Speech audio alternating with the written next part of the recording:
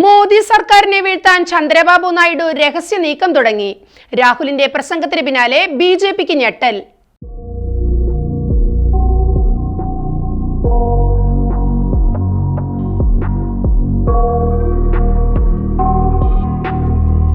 നരേന്ദ്രമോദിയുടെ നേതൃത്വത്തിൽ കേന്ദ്രത്തിൽ മൂന്നാം തവണയും രൂപീകൃതമായ സർക്കാരിനെ ഞെട്ടിച്ചുകൊണ്ട് ആദ്യ പാർലമെന്റ് സെഷനിൽ തന്നെ പ്രതിപക്ഷ നേതാവ് രാഹുൽ ഗാന്ധി നടത്തിയ പ്രസംഗം NDA മുന്നണിയിൽ വിള്ളൽ വീഴ്ത്തുന്നു. ഒറ്റയ്ക്ക് ഭരിക്കാനുള്ള ഭൂരിപക്ഷമില്ലാത്ത കൂട്ടുകക്ഷി സർക്കാരിനെ പ്രതിസന്ധിയിലാക്കാൻ തെലുഗുദേശം പാർട്ടി നേതാവ് ചന്ദ്രബാബു നായിഡുവാണ് നീക്കം തുടങ്ങിയത്. കോൺഗ്രസ് നേതാവും തെലങ്കാന മുഖ്യമന്ത്രിയുമായ രേവന്ത് റെഡ്ഡിയെ ആന്ധ്രാപ്രദേശ് മുഖ്യമന്ത്രി കൂടിയായ ചന്ദ്രബാബു നായിഡു ചർച്ചയ്ക്ക് ക്ഷണിച്ചത് രാഷ്ട്രീയ വൃത്തങ്ങളിൽ അമ്പരപ്പുണ്ടാക്കി കഴിഞ്ഞു. കേന്ദ്ര സർക്കാരിന്റെ സത്യപ്രതിജ്ഞയ്ക്ക് പിന്നാലെ നായിഡുവിന്റെ ഇത്തരമൊരു നീക്കം അത്ഭുതപ്പെടുത്തുന്നതാണ്.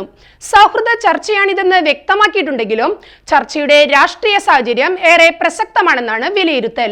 ആന്ധ്രാപ്രദേശ് വിഭജിച്ചിട്ട് 10 വർഷമായെന്നും പുനഃസംഘടനാ നിയമത്തിൽ നിന്ന് ഉയർന്നുവരുന്ന പ്രശ്നങ്ങളെക്കുറിച്ച് ചർച്ച നടത്താനാണ് വിളിച്ചതെന്നും നായിഡു പറയുന്നു.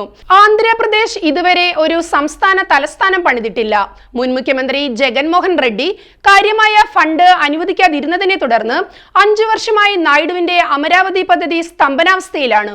കൂടാതെ തെലങ്കാനയിൽ ചുവടുറപ്പിക്കാനുള്ള നീക്കത്തിന്റെ ഭാഗം കൂടിയാണ് നായിഡുവിന്റെ ചർച്ചയെന്ന് വിലയിരുത്തുന്നവരുമുണ്ട്.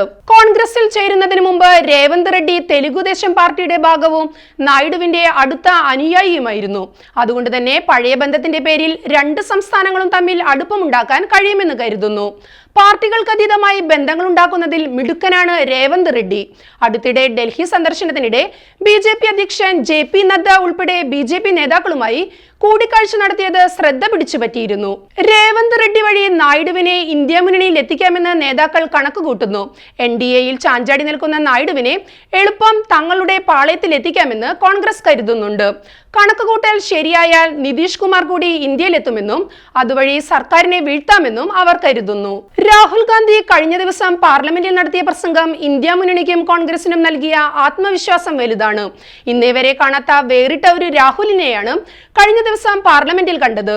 രാഹുലിന്റെ പ്രസംഗത്തിന് നേരത്തെ ഇത്രയും നിശ്ചയദാർഢ്യം ഉണ്ടായിരുന്നില്ലെന്നതാണ് യാഥാർത്ഥ്യം.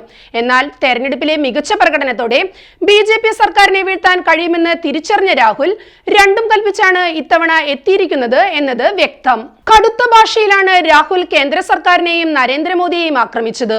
തെരഞ്ഞെടുപ്പ് വേളയിൽ നരേന്ദ്രമോദിയും മറ്റു BJP നേതാക്കളും നടത്തിയ മുസ്ലിം വിരുദ്ധ പരാമർശങ്ങൾ രാഹുൽ പാർലമെന്റിൽ എടുത്തുകാട്ടി. മണിപ്പൂർ, നീറ്റ്, അഗ്നിവീർ തുടങ്ങിയ വിഷയങ്ങളിലെല്ലാം രാഹുൽ കേന്ദ്ര സർക്കാരിനെ വിമർശിച്ചു. ഇത് ഭരണപക്ഷത്തെ കടുത്ത പ്രതിരോധത്തിലാക്കുകയും ചെയ്തു. എപ്പോൾ വേണമെങ്കിലും വീണേക്കാവുന്ന ഒരു സർക്കാരിനെതിരെ പ്രതിപക്ഷ നേതാവ് നടത്തുന്ന രൂക്ഷമായ വിമർശനങ്ങൾ ഭരണപക്ഷത്തുണ്ടാക്കിയേക്കാവുന്ന വിള്ളൽ വലുതാണ്. മോദി സർക്കാരിന് ജനസമിതി കുറയുന്ന ഏതു സാഹചര്യത്തിലും നിതീഷ് കുമാറും ചന്ദ്രബാബു നായിഡുവും ഇന്ത്യ പക്ഷത്തേക്ക് മാറിയേക്കാം.